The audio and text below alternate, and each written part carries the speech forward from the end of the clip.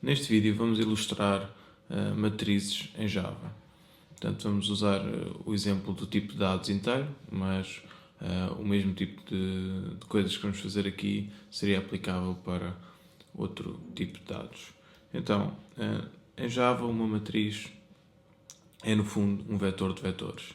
Então, as coisas novas da sintaxe é que em vez de pormos aqui apenas um par de parênteses retos, pomos dois, a dizer que este vetor vai ter duas dimensões.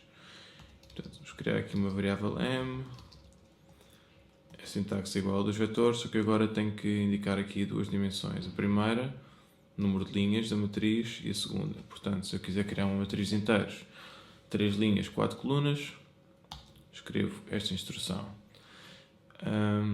Ok, tenho ali a minha matriz, referenciada por m.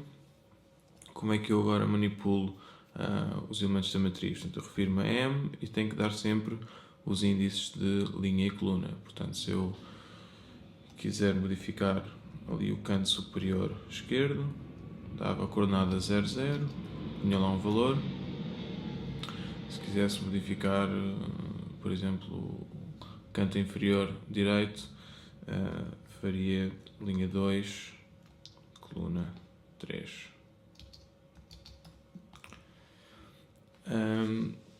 Como a matriz é um vetor de vetores, eu posso pedir à matriz só uma das suas linhas e trabalhá-la como se fosse um vetor. Vou fazer aqui um exemplo. Aqui o vetor L igual à linha da matriz 2, por exemplo. O que acontece? Obtenho aquele vetor. Agora atenção que o L é uma referência para aquela linha da matriz. Portanto, se eu modificar L, estou a modificar aquela linha da matriz.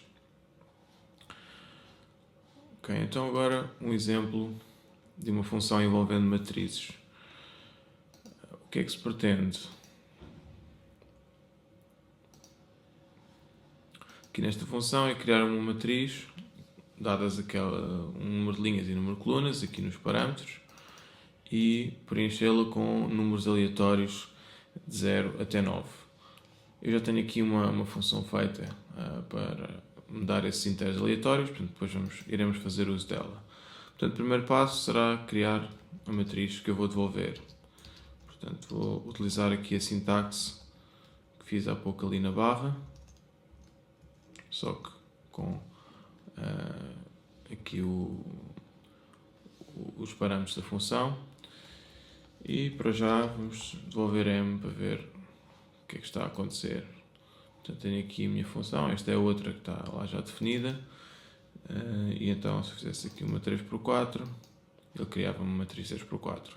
Temos tudo a zero porque ainda não são os valores por omissão.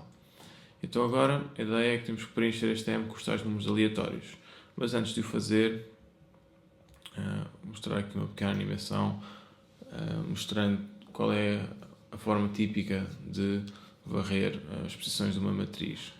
Portanto, vamos usar uma variável de iteração i, tal como nos vetores, para ir de linha em linha na matriz. Ou seja, tenho que ter aqui um i que vai começar na linha 0, depois para 1, depois por aí adiante até à última linha.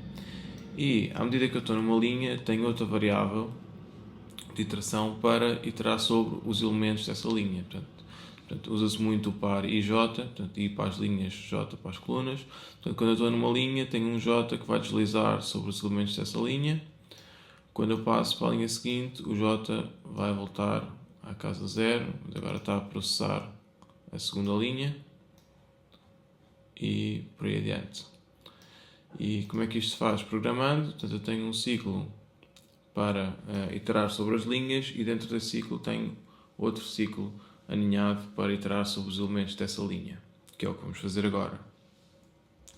Portanto, eu vou fazer aqui um ciclo for com a variável i para percorrer as linhas da matriz, uma a uma, e dentro de cada linha tenho uma variável de iteração j para percorrer os elementos dessa linha. Agora é importante escrever aqui MD, porque é a linha onde eu estou, e o comprimento dessa linha, porque estas linhas não têm necessariamente de ter todas o mesmo comprimento.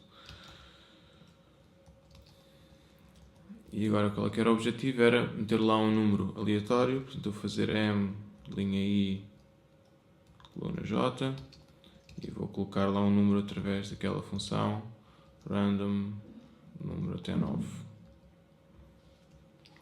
Vamos experimentar. Portanto já está aqui a aparecer o resultado.